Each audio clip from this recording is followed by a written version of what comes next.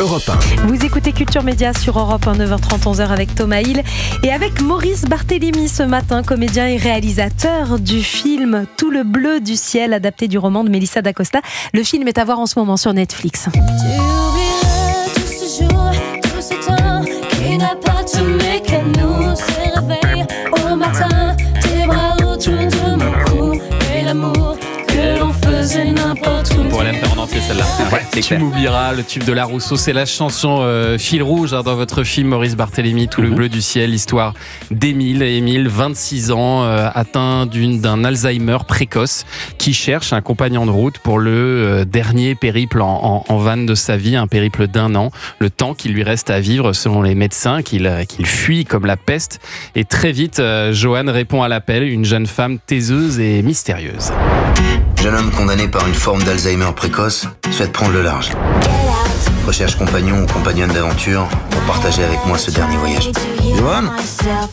Émile. Bonjour. Destination, t'as une idée ? C'est ton voyage, je te suis. Ouais, c'est un peu ton voyage aussi, hein.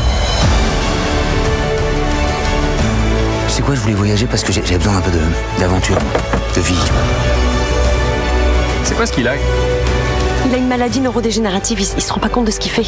Alzheimer, à son âge, on n'a jamais fait de ça là. Tout le bleu du ciel. Bon, j'avoue, j'ai versé ma petite larmichette. Déjà, rien que la bonne annonce, là, c'est un peu, tu vois.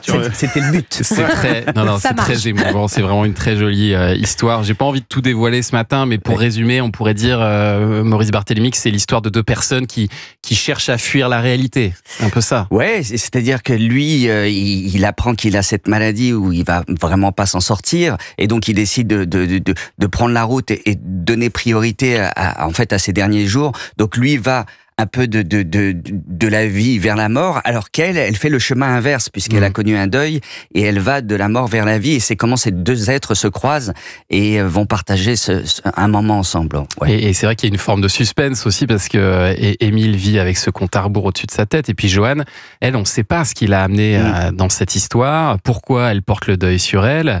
Alors on s'imagine des scénarios, et elle dit rien pendant longtemps. Elle ne parle pas.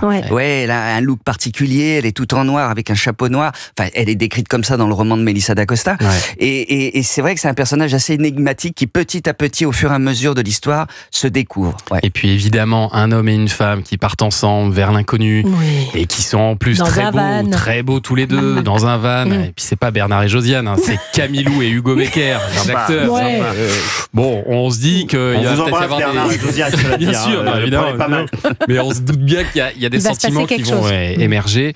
Vous aviez déjà fait un film romantique, Maurice Barthélémy, ou c'est une première? Non, moi j'aime bien les films de genre, pour être franc avec vous, j'aime bien réaliser. J'avais fait un film dans un avion, j'avais fait un film qui était une sorte de parodie de film d'horreur. Et là, de se confronter à un genre comme la comédie romantique ou le mélo, moi j'ai adoré ça parce qu'il y a des codes qu'il faut respecter, notamment le fait d'avoir de beaux acteurs à l'écran.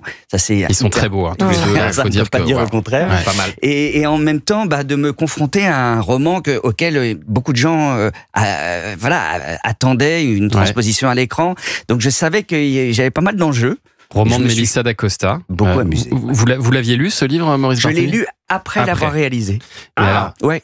Parce que je voulais pas du tout être influencé par le bouquin, parce que ma mission était de réaliser le scénario qui n'était pas de moi, de Claire Le Maréchal, et donc je voulais pas, je l'ai lu une fois que j'avais terminé le film. Mais alors Melissa d'Acosta, elle fait quand même une petite apparition à vos côtés dans le film, ça c'est assez marrant, vous jouez deux gendarmes, et à part ce moment-là, est-ce qu'elle était à côté de vous pendant le tournage? Est-ce qu'elle vous a aidé pour ce film, ou vraiment elle vous l'a laissé libre? Elle nous a vraiment laissé carte blanche, elle s'est mise d'accord avec la scénariste, elle a validé le scénario, et après elle s'est mise totalement en retrait, et puis elle est venue voir il y a une projection, le film terminé, et elle était derrière moi avec Camilou, et toutes les deux ont pleuré tout le film. Voilà. Et elle a dit qu'elle était très très heureuse de cette adaptation. Elle a été super, franchement, elle nous a fait confiance, c'était vachement bien. Et puis c'était une réponse aussi à certains de ses fans qui disaient ne pas retrouver tout le livre dans le film et résumer 700 pages d'un bouquin en 1h30, c'est compliqué. C'est assez compliqué. Et surtout, il y a certains qui s'en prenaient à Melissa d'Acosta, elle n'y est pour rien, c'est-à-dire que elle a accordé les droits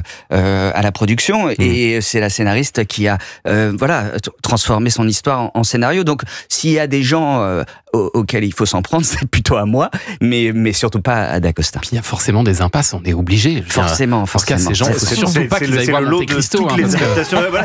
C'est vrai, c'est ça. Mais bon, un roman comme ça, les gens se l'approprient et ça devient presque leur histoire. Donc, ils ne tolèrent pas qu'il puisse y avoir des écarts. Mais ce qui est bien, c'est que ça peut donner aussi envie à plein de gens d'aller lire ce bouquin et de découvrir l'histoire autrement. Alors, votre film, Maurice Barthélémy, a fait un carton sur TF1 le 27 janvier dernier, 4,6 millions de téléspectateurs en direct et en replay. Ça a fait un carton sur Netflix aussi, parce que le film a atteint la 6e place, c'est ça, du classement au monde. Ouais, ça c'était dingue, parce qu'il est sorti qu'en France. Et l'audience était tellement forte qu'il s'est classé au niveau mondial. J'espère qu'il va sortir à l'international. Voilà. Très bien. Tout le bleu du ciel, c'est à voir en ce moment sur Netflix. Ne le loupez pas, c'est réalisé par Maurice Barthélémy, notre invité ce matin. Et dans un instant, sur Europe 1, on va parler musique avec Joe Hume. À tout de suite.